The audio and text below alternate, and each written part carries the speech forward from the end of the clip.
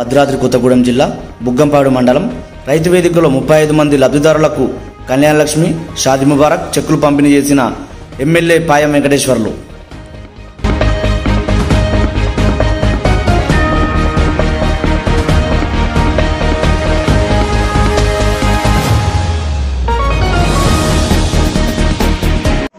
కళ్యాణలక్ష్మి, షాదీ ముబారక్ చెక్కులు అందుకోవడానికి ఇచ్చేసినటువంటి లబ్ధిదారులైనటువంటి అక్కలకు, చెల్లెలకు, మీడియా మిత్రులందరికీ పేరు పేరున నా తరఫున నమస్కారాలు తెలియజేసుకుంటూ, ఈరోజు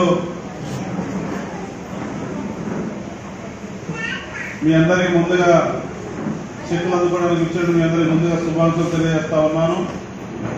నవంబర్ 30వ తారీఖు తెలంగాణ రాష్ట్రంలో జరిగినటువంటి అసెంబ్లీ ఎన్నికల్లో ఆనాడు కాంగ్రెస్ పార్టీ గ్రామం ఇంటింటి ముందు చెప్పింది, కాంగ్రెస్ పార్టీ ప్రభుత్వ అధికారంలోకి రాగానే 6 గ్యారెంటీ పథకాలను అమలు చేసి అన్ని వర్గాల పేదలకు, కట్టడిలో ఉన్నటువంటి పేదలందరికీ కూడా మరి వాళ్ళ సమన్వయం చేస్తామని చెప్పి ఏదైతే చెప్పామో మీరందరూ ఆ రోజు మీరు చెప్పినటువంటి మాటలు నమ్మి మా మీద విశ్వాసంతో కాంగ్రెస్ పార్టీ ప్రభుత్వం రావాలి అని చెప్పేసి మీరు గెలిపించారు.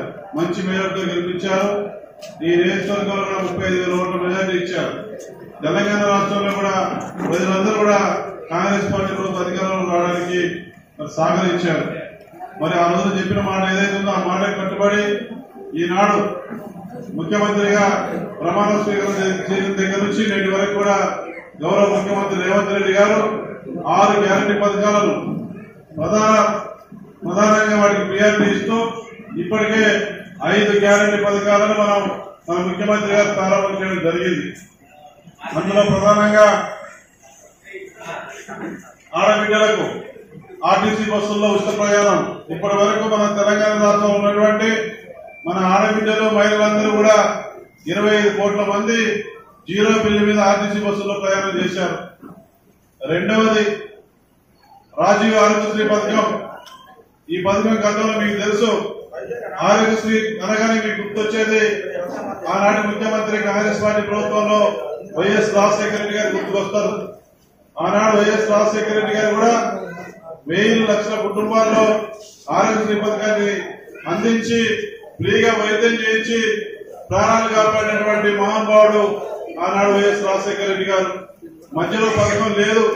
మళ్లీ మన కాంగ్రెస్ పార్టీ ప్రభుత్వం వచ్చిన తర్వాత మన ముఖ్యమంత్రి రేవంత్ రెడ్డి గారు 5 లక్షలున్న పథకాన్ని 10 లక్షలకు పెంచి పేదవాళ్ళకి ఇవాళ ఏదైనా ఆపరేషన్ చేయాల్సి వస్తే, పెద్ద ఆపరేషన్ చేయాల్సి వస్తే మీలాంటి పేదవాళ్ళు, అన్ని వర్గాల్లో ఉన్న పేదలు మరి ఇవాళ రాజీవ్ ఆరోగ్యశ్రీ పథకంలో మరి ఇవాళ కాంగ్రెస్ పార్టీ ప్రభుత్వం, ప్రజా ప్రభుత్వం, మన ప్రభుత్వం, మీ అందరి ప్రభుత్వం రాష్ట్ర ఇవాళ రేవంత్ రెడ్డి గారి సారథ్యంలో పేదవాళ్ళకి కార్పొరేట్ హాస్పిటల్లో మెరుగైన వైద్యం అందించి 10 లక్షలు ఖర్చు పెట్టి ఆరోగ్యవంతులు చేసి తిరిగి ఇంటికి పంపే కార్యక్రమానికి మన కాంగ్రెస్ పార్టీ ప్రభుత్వం శ్రీకారం చుట్టింది.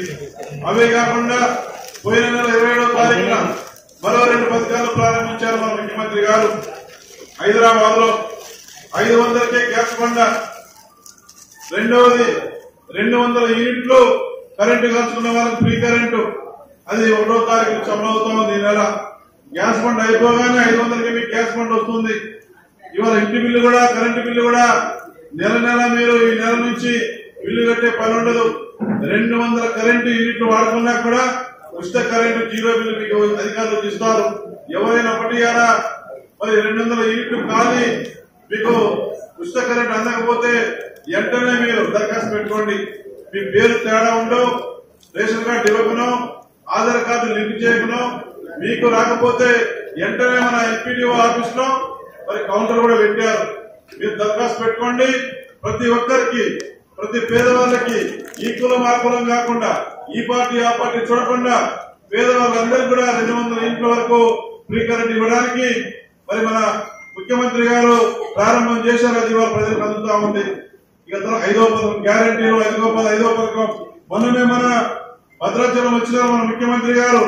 రాష్ట్ర కేబినెట్ మంత్రులందరూ మన భద్రాచలం వచ్చారు. మనందరికీ తెలుసు శ్రీ సీతారామచంద్ర స్వామి దేవస్థానం వారి సన్నిధిలో మరి ఇందిరమ్మ ఇళ్ల పథకాన్ని కూడా ప్రారంభం చేయడం జరిగింది. ఇందిరమ్మ ఇల్లు ఎప్పుడు ఇచ్చారు? గతంలో కాంగ్రెస్ పార్టీ ఉన్నప్పుడు ఆనాడు ముఖ్యమంత్రి రాజశేఖర రెడ్డి గారి టైంలో లక్షల ఇళ్లు ఆనాడు ఇందిరమ్మ ఇల్లు కట్టించారు. మధ్యలో ఎవరు ఇవ్వాల? మళ్ళీ ఇవాళ కాంగ్రెస్ పార్టీ ప్రభుత్వం వచ్చింది.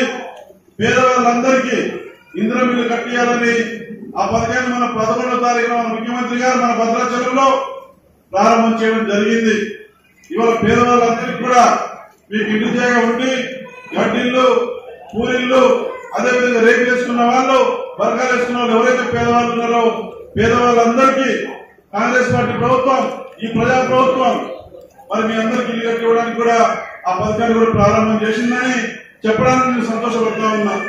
మరి వాళ్ళ ఇందిరమ్మ ఇల్లు కూడా మీకు త్వరలోనే విధి విధానాలు వస్తాయి. అవి వచ్చిన తర్వాత మీరు ఎవరైతే ప్రజాపాలనలో దరఖాస్తు పెట్టుకున్నారో అవన్నీ కూడా అధికారుల దగ్గర ఉన్నాయి. వాటి పరిశీలన చేసి ఎవరైనా దరఖాస్తు పెట్టుకోకపోయినా మళ్ళీ మీరు దరఖాస్తు పెట్టుకోండి. మేము ఈ గ్రామాల్లో సంవత్సరానికి 3,500 ఇల్లు వస్తాయి మనకు నియోజకవర్గానికి. మన ముఖ్యమంత్రి గారు కూడా అసెంబ్లీలో చెప్పారు, సంవత్సరానికి 3,500. 5 సంవత్సరాలలో మనకు పినపాక నియోజకవర్గానికి ఎమ్మెల్యే కోటగా నాకు వచ్చేది 17,500 ఇల్లు. ఈ 5 ఏళ్లలో మనం 17,500 ఇల్లు కట్టేపోతా ఉన్నాం. పేదవాళ్ళందరికీ దశల వారీగా వస్తాయి కాబట్టి ఎవరు కూడా ఆశ్చర్యపడవద్దని మీకు విజ్ఞప్తి చేస్తా ఉన్నా. అదే సందర్భంలో ఇవాళ 17,500 ఇల్లు ప్రతి నియోజకవర్గం వచ్చిన సందర్భంలో మరి ఇవాళ ఆ శాఖ మంత్రి ఎవరున్నారు? మన ఉమ్మడి ఖమ్మం జిల్లా ప్రజలందరూ ప్రియతమ నాయకులు, మన రాష్ట్ర గృహ నిర్మాణ శాఖ మంత్రిగా పొంగులేటి. మరిన్ని అప్డేట్స్ కోసం please subscribe and watch M4 news channel.